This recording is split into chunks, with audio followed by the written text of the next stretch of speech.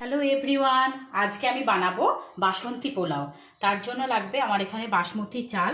আমি এখানে 2 কাপ বাসমতি চাল নিয়েছি। সেটা আমি 15 মিনিট ধুয়ে ভিজিয়ে আমি শুকনো করে রেখে দিয়েছি। দেখুন এরকম শুকনো করে রেখেছি। এবার তার জন্য লাগবে আমার এখানে কাজু নিয়েছি, কিশমিশ, আদা আমি গ্রেট করে নিয়েছি, হলুদ লাগবে, গরম মশলা লাগবে, আর এখানে তেজপাতা আর গোটা গরম মশলা, নুন, চিনি, ঘি রান্নার সময় মেশাবো। এবার রান্নাটা সাদা তেল দিয়ে দিলাম আর তার সাথে দিয়ে দিলাম সামান্য ঘি। এবার কড়াইয়ে তেল আর ঘি গরম করে নিয়েছি। এবার দিয়ে দেবো আমি গোটা গরম মশলাগুলো।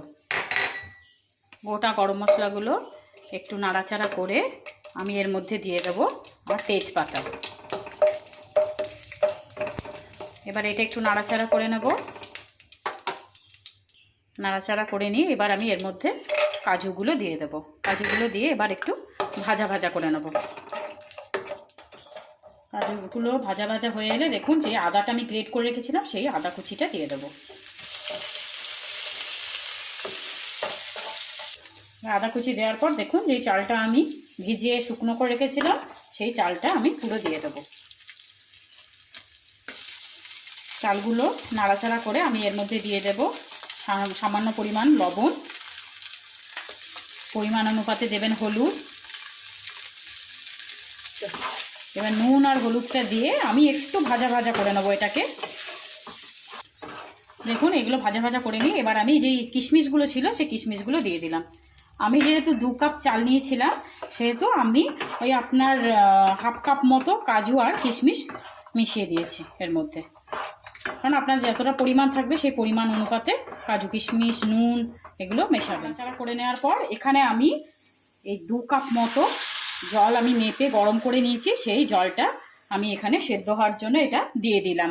কারণ এটা ঠান্ডা জল কিন্তু ভুলেও দেওয়া যাবে না, এর মধ্যে গরম জল দিয়েই সেদ্ধ করতে হবে। আগেই গরম জল করে রাখবেন। আমি 2 কাপ যেহেতু জল নিয়েছিলাম সেহেতু আমি 4 কাপ পরিমাণ জল দিতে হবে এটাতে। 4 কাপ পরিমাণ, 2 কাপ যেহেতু চাল নিয়েছিলাম 4 কাপ পরিমাণ জল দিতে হবে এটা সেদ্ধ হওয়ার জন্য। এবার আমি 10 মিনিটের জন্য এটা ঢাকা দিয়ে সেদ্ধ করে নেব। ফুটে এলে আমি এবার এটা 10 মিনিটের জন্য ঢাকা দিয়ে রেখে দেব। দেখুন 10 মিনিট পর ফিরে এলাম। আমার পোলাও একদম রেডি। এবার আমি এর মধ্যে মিশিয়ে নেব আন্দাজ মতো চিনি। আপনারা যতটা পরিমাণ চাল নেবেন সেই অনুপাতে চিনি দেবেন। চিনি মিশিয়ে নিলাম। দিলাম গরম মশলা।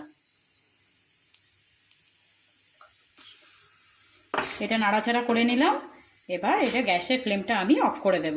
অফ করে দিয়ে 5 মিনিট ঢাকা দিয়ে তারপর আমি সার্ভ করব। বাসন্তী পোলাওটা নামিয়ে নিয়েছি। কত সুন্দর দেখতে লাগছে। একদম এটা সার্ভের জন্য রেডি। এবার চলুন খেতে বসে পড়ি। Thank you for watching.